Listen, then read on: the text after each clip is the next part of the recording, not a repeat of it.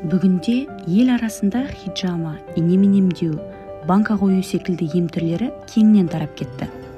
Бірі оның пайдасын көргенін айтса, кейбірі шығыс медицинасына сенбейді. Осы шөппен инемен емдеу туралы көпшілікті толғандырып жүрген сұрақтарды Шипагер медициналық орталығының негізін қалаушы Сасан Дәулетханұлынан сұрап білдік. 47 жылдық тәжірибесі бар медицина саласының маманы талай ауруды 30 жылдан бері инемен емдеп келеді. Мен өзім 47 жылдық медикпін, жоғары дәрежелі дәрігермін. Баста мен терапевт болып жұмыс істедім, балалар дәрігері болдым. Онан кейін осы инені таңдадым. Стазым Жаң деген Қытай болды, сонымен араласып осы инемен емдеу тәжірибесін жалғастырып, 94 жыл 9 айда Қазақстанға келдім, еліме оралдым. Сонда инені ала келдім. Сол инені алып, мінеки содан бері 30 жыл осы инеменен, көбінесе жүзде 80% инеменен емдеу жұмысын істеймін. Құдайға шүкіршілік, Алматыда, жаңағы қалада Жандос Яссауи Медина деген үлкен спорт комплексі бар. Сол жерде жұмыс орнымыз бар, елдің бәрі біледі. Сосын осы Ақтауда 2012 жылдан бері қартай, мына Шаттық пен Күлжан қызыммен күйеу балам ашады, осы жердеміз. Кейін Астанадан аштық, Астанадан жауып қойдық. Қазір Атырауда Дина деген қызым. Атырау облысында сол жерден бір бөлімше ашып қойдық. Осы аралықта жүріп жұмыс істеп, сол балаларымменен тәжірибемді үйретіп, халықтың алғысын айтып, рахметін алып жүрген жайымыз бар. Иглотерапевт маманның айтуынша, шығыс медицинасымен емделген адамға емнің кері әсері болмайтын көрінеді. Бүгінде дәл осы шынашақтай ғана инемен олар сан мыңдаған адамға көмек көрсеткен. Айтуларынша орталыққа жылап кіріп, күліп шыққандар, еңкейіп келіп, тік тұрып кеткендер көп. Бұл иненің ерекшелігі зобқа 80%-те 100% көмек жасайды. Зобтың бірінші дәрежелі, екінші дәрежелі, үшінші дәрежелі, 4-5-ке дейін болады. Көз үлкейіп айланып, бақа көзге айланып кететіндер де болады. Соғынға дейін инемен емдеу бұл өте жақсы өнім береді. Бұл өзім ерекше менің өз тәжірибем.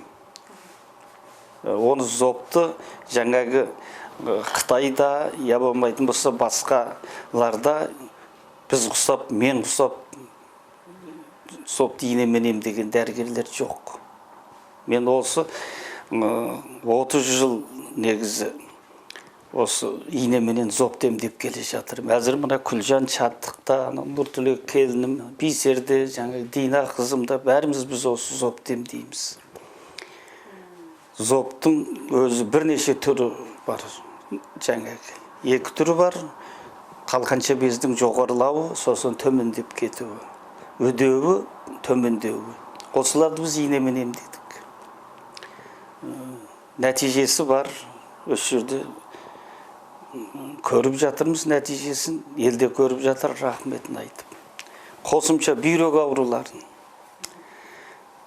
Оғанда 80% 100% көмек жасайды. Оны да өзіміз практикамыздан өткізіп, қолданып, елдің рахметін алып жатырмыз. Соның кейін мына бас ауру, нерв характерлі бас ауру, жарым шеке ауру, бет қисайып қалу, бет аузы қисаю, сосын иық көтере алмай қалу, отырғыш нервтің қабынуы сияқты. Қазақша жел құз дейді, мына дененің бәрін суға алып кеткен. Мұның бәрін инеменен, массажбенен банк төңкеріп, соның кейін хижама жасап, қан алып осындай емдейміз. Оның да нәтижесін көріп жатырмыз. Сасан Дәулетханұлы отбасымен бірге адамның тамырын ұстау арқылы ауруын анықтайды. Кейіпкеріміздің екі қызы мен ұлы, күйеу баласы мен келіні осы саламен айналысады. Шығыс медицинасының ерекшелігі де осы. Олар ауырып келіп отырған науқастың тамырын ұстап, диагноз қояды. Өзім осы медицина саласына келгеннен бері қартай, мен негізінен ішкі аурулар дәрігері болып жұмыс істедім, балалар дәрігері болдым. Болып жұмыс атқардым. Көбінесе бізде осы зоб нерв характерлі бас ауру, бүйрек ауру, сонан кейін мына полиартрит аурулар, әртүрлі жаңағы нерв характерлі жаңағы аурулар. Сонан кейін жаңағы бедеулік, бала көтермеу, осы сияқты ауруларды емдедік. Мұның көбі себебін таптық. Өйткені мен өзім тамыр ұстаймын, тамыр ұстап диагноз қоям, Құдайға шүкіршілік. Сонда сол тамыр ұстап диагноз қойып, мысалы зоптың өзінен бедеулік пайда болады. Бұл тамыр ұстау деген тамыр ұстау, мына сынық салу, сосын мына құрманға сияқты күйші, Дина сияқты күй жарату дегеннің өзі Алла береді. Бұл ерекшелік. Тамырда өзі қазақ екіге біледі. Ыстық, суық деп. Тамырды. Ал енді бұл кейін қоғам дамығаннан кейін мұның түрі көбейді. Ыстық деген жаңағы қағыршылық деген сөз. Адам қатып қалады, арық болады. Суық дейді. Бұл жаңа дененің бәрі сыздап, жаңағы желденіп тұрады. Сосын ыстық жел дейді.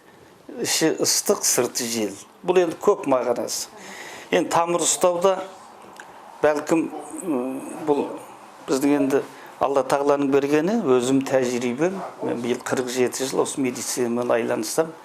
Мен апрессия болған адамның неден жаңағы апрессия қанша рет болған тамыр ұстап айтып бере аламын. Ол қалай сол? Сонда ол өзінің енді ол қалай болғанда бұл өте күрделі. Бұл тамырдың өзінің соғысында бір ерекшелік болады. Өйткені 3 рет, 4 рет апрессия болған адамда анемия болады да, сырғыма тамыр болады. Сосын сен одан күмәнданып, бірінші бізде 5 түрлі тексеру бар: ұстап тексеру, сұрап тексеру, қарап тексеру, сипап тексеру, искеп тексеру, 5 түрлі тексеру. Мына лабораториялық әзіргі мына КТ мынау дамымай тұрғанда бұрынғы біздің замандағы әзірге дейін жалғасып келе жатқан. Соның кейін сол бірінші рет тамыр ұстаймыз, жаңағындай екінші рет сұраймыз, соның кейін барып бұлар. Сосын зоқты тамыр ұстап ерекше ажыратуға болады. Бүйректің әлсіздігін, нервтің әлсіздігін, қан аздықты, осы сияқтылардың бәрін тамыр арқылы ажыратамыз. Айта кетейік, Шипагер медициналық орталығының Ақтау қаласындағы филиалы 2012 жылы ашылған. Ерлі-зайыптылар Шаттық Нұршатұлы мен Гүлжан Сасанқызы негізін қалап, 12 жылдан бері қала тұрғындарына медициналық қолдау көрсетіп келеді. Қытайда білім алып келген олар орталықта 5 түрлі ем жүргізеді. Бірінші басты рөлді ине. Диагноз қоямыз, сосын ине. Екінші рет массаж жасалады. Үшінші рет банкі қойылады. Төртінші рет өзіміз қосымша шөп дәріменен өзіміздің мына еруфаша емдеу бар. Өкіл дәрілер бар. Соны қолданады. Бесінші рет хижама, қан алу. Осы сияқты 5 түрлі ем жүргіземіз. Сол 5 түрлі ем бізде бар, әзір жалғасып келе жатыр.